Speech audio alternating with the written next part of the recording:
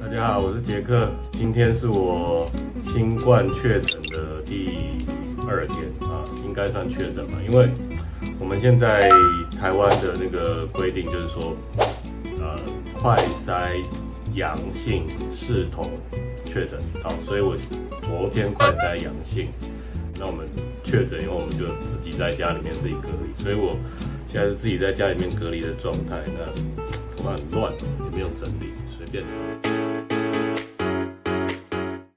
我稍微来回顾一下我整个症状啊，就是说我其实是礼拜6晚上。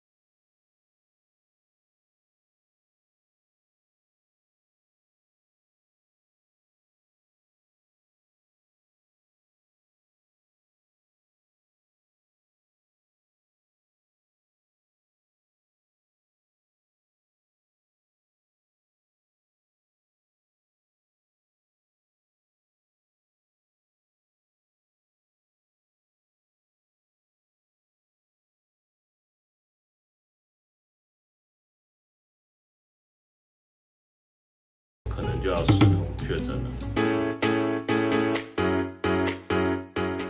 礼拜5我还测了一次，我是阴性啊。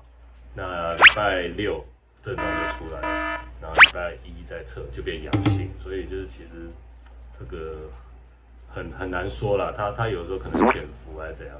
所以总之呢，目前一切都还好，请大家不要为我担心。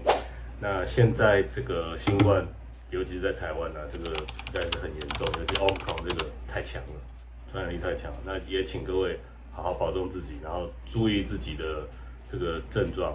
那如果症状出来了，就真的要把自己当成确诊一样去对待，多喝水，多休息，多睡觉。哦，我昨天睡超爽的，我睡了12个小时。哦，可能睡觉睡得好，也对自己身体康复有帮助了哦。多睡觉，多喝水了啊，好不好？好，我是有杰克，下次见，拜拜。